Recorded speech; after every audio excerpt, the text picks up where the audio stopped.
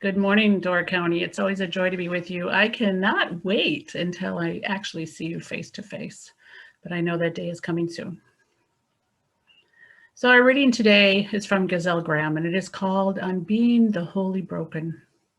You wonder if it's worth living your life cracked wide open, whether wearing your heart on your sleeve and all your hopes carried in unclenched hands is ever safe. Where all the world can see and all the world can say what they feel about the tender courage that has taken root within you. It will not be easy. No, definitely not. There will be pain. It's a new birth after all. But you must not curl inward. Lift your head, unfurl your spirit, reach upward, live outward. You are the wholly broken, the one holding the light.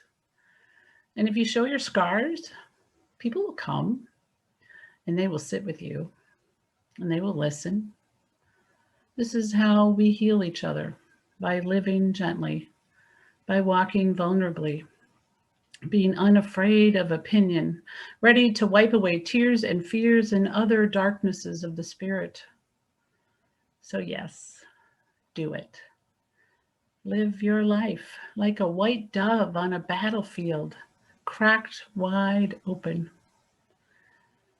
I promise you, in the end, it'll be okay.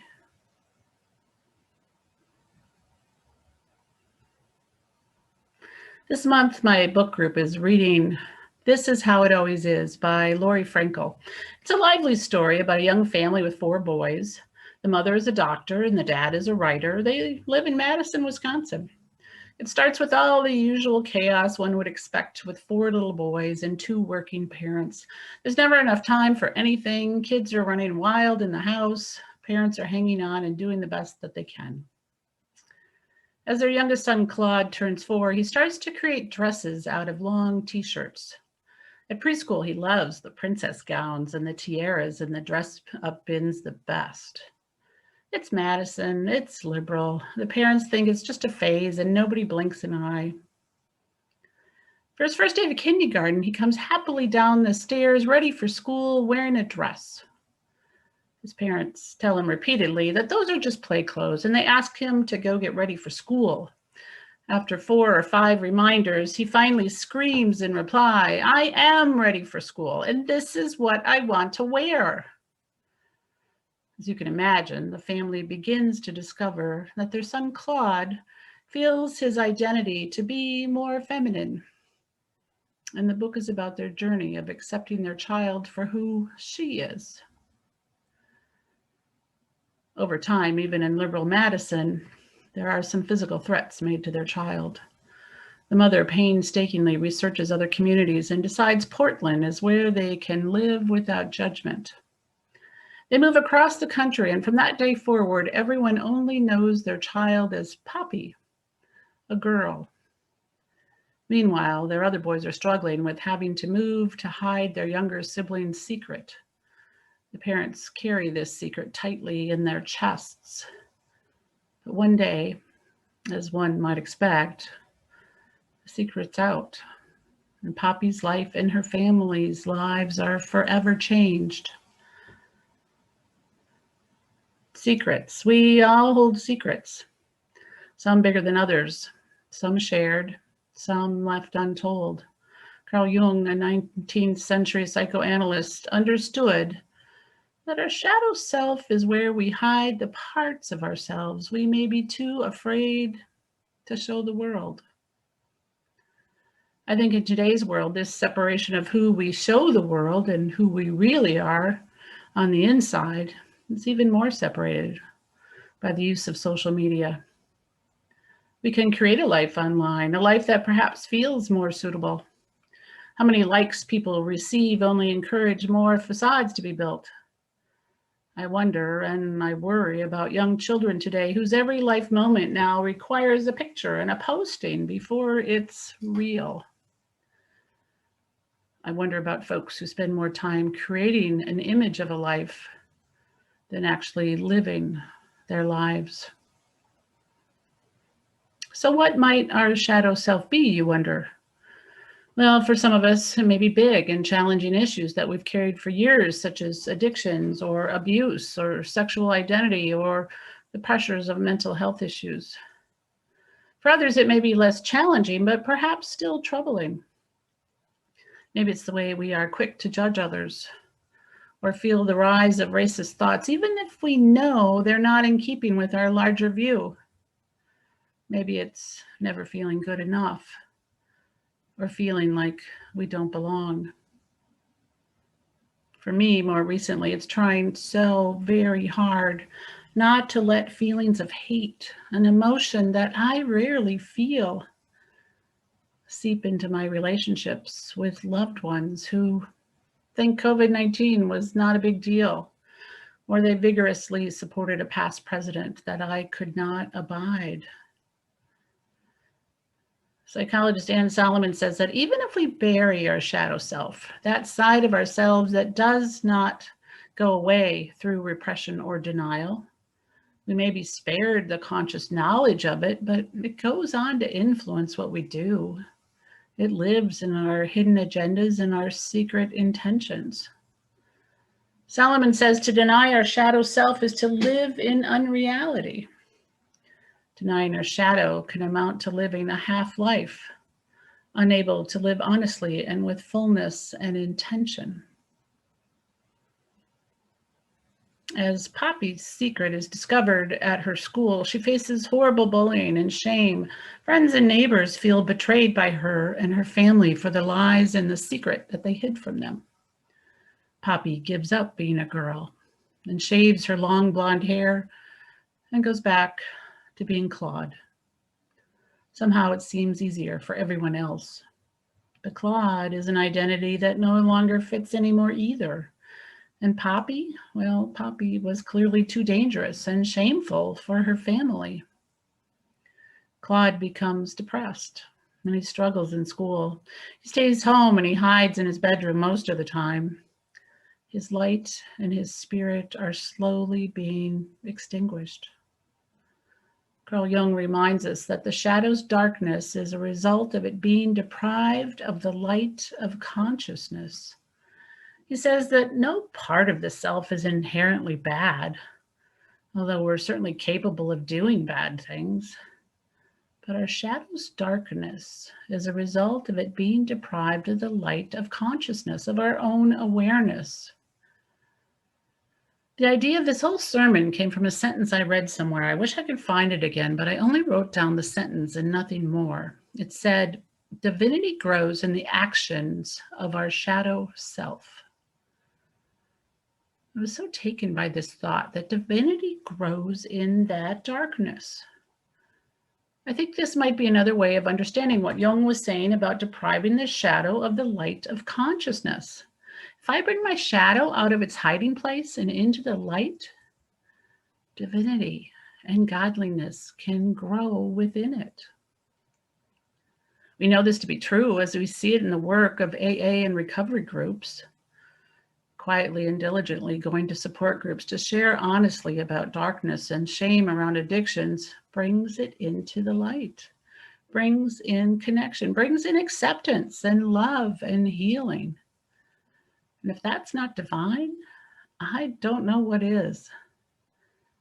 I see this in the hard work that folks do in therapy, trying hard to make sense of pasts that have harmed them and hurt them, pulling those memories and patterns out of dark closets, learning to hold them up to the light and gently parsing out and polishing the gifts that were given in those hardships. And then letting go of the tight grasp we've had on the parts that only harmed us. My sister Donna has always felt like someone on the outside looking in. She's a smart, funny, and talented artist, but she struggles mightily with social interactions and she's often confused by them. She grows anxious as she tries to sort out what others expect of her and how to respond. She'd much rather be alone where everything feels safe and makes sense. She's in her late 60s now, and she has forged with great effort a life where she has found some joy and a sense of purpose. As I know her so well, I know that there are walls up in places there to help her feel safe. About 5 years ago, she began to learn more about Asperger's syndrome and found a sense of what was really going on with her. She's mildly on the spectrum, enough so that she's carried this sense that something was wrong with her for all these many years. Just knowing why now has given her a sense of relief, a sense of bringing this thing that felt broken and wrong out into the light of understanding has helped. This awareness has given her peace. But divinity revealed itself when a great niece started to show evidence of mild Asperger's at a young age. My sister was so taken by this struggling, smart, angry, gentle, wild child that the two of them grew very close.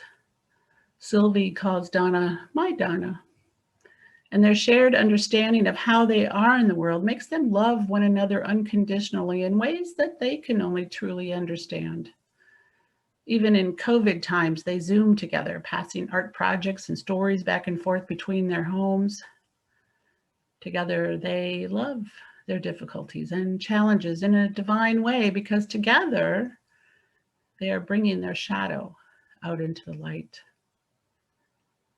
Psychologist Anne Solomon says that human consciousness does not really emerge at any depth except through struggling with our shadow. It is in facing our conflicts and contradictions that we mature. She says we largely remain unconscious as human beings until issues come into our lives that we cannot fix or control. When we're forced to expand and deepen our understanding, we come into full consciousness. Acknowledging and embracing our shadow self is the only way we can truly know ourselves. But to do this, one must be committed to the work of knowing oneself.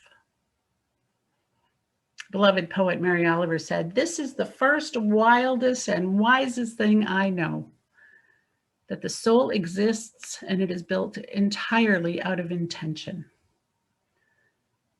I want to pause and say that again because it is deeply profound. The soul exists and is built entirely out of intention. The soul is built out of intention.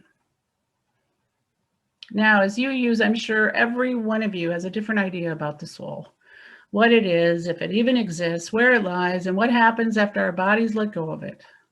Well, I'm not about to try and put name or even reason to any of that today.